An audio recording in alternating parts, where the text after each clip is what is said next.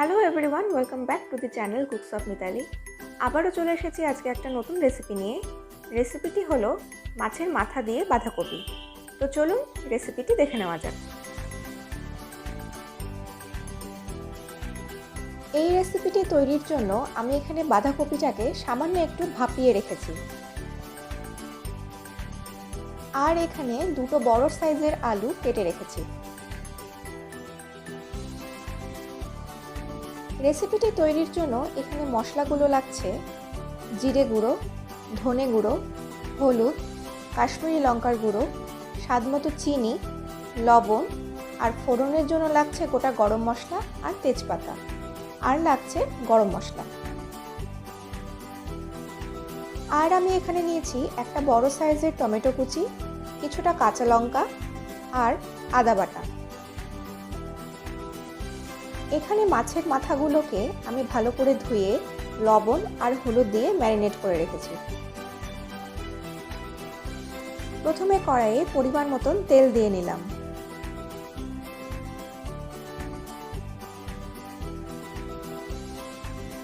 তেলটা গরম হয়ে এলে এখানে আলুগুলোকে আমি ভেজে নেব।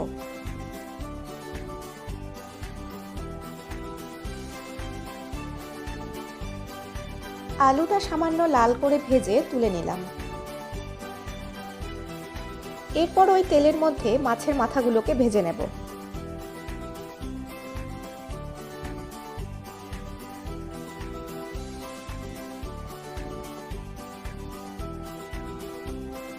মাছের মাথাটা ভাজা হয়ে গেছে, এরপর এক এক করে তুলে নিলাম।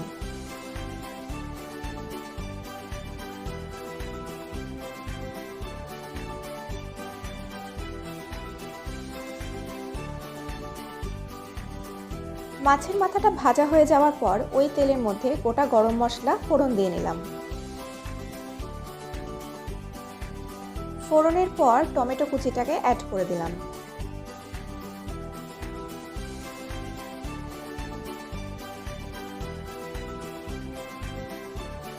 এরপর এর মধ্যে কাঁচা লঙ্কাগুলো অ্যাড করে দিলাম।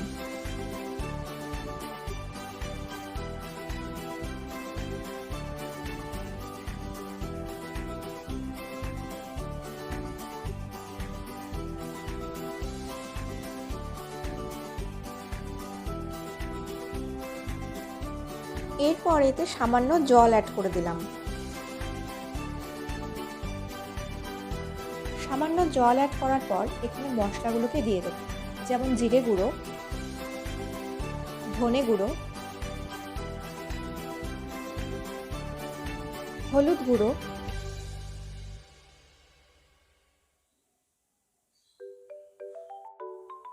কাশ্মীরি লঙ্কার গুঁড়ো,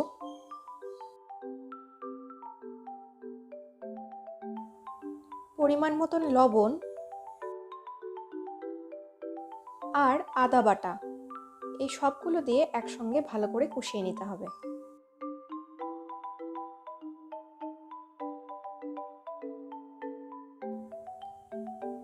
আমি এখানে তেজপাতাটা পরে অ্যাড করলাম যাতে পুড়ে না যায়, আপনারা চাইলে আগেও দিতে পারেন। এরপর ভালোভাবে কষিয়ে নেব।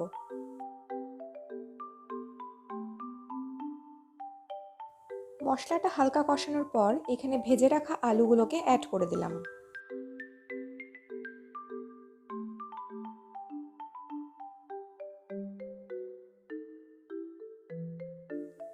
এরপর স্বাদমতো চিনি অ্যাড করলাম।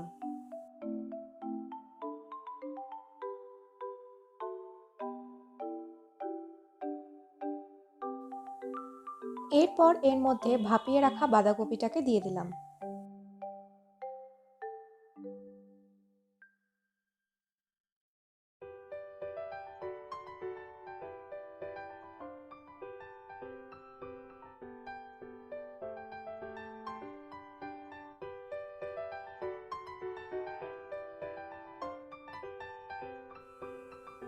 বাঁধাকপিটা দিয়ে ভালোভাবে নাড়াচাড়া করার পর এখানে ভেজে রাখা মাছের মাথাগুলো অ্যাড করে দিলাম।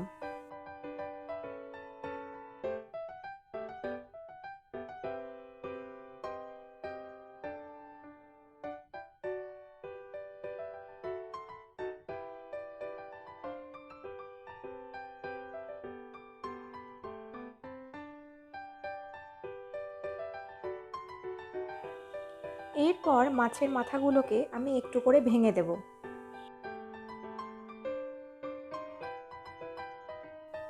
এরপর ভালোভাবে নাড়াচাড়া করে নেব।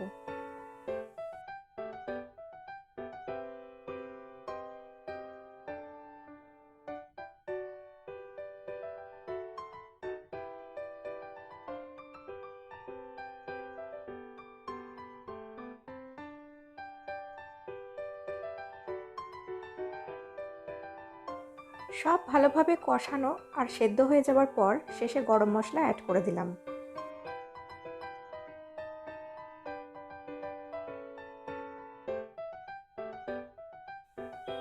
এরপর একটু নাড়াচাড়া করে নামিয়ে নেব।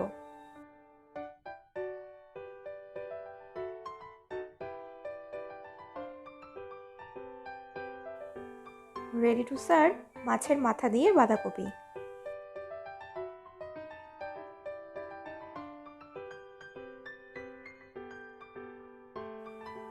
If you like this recipe, please subscribe my channel. Thank you.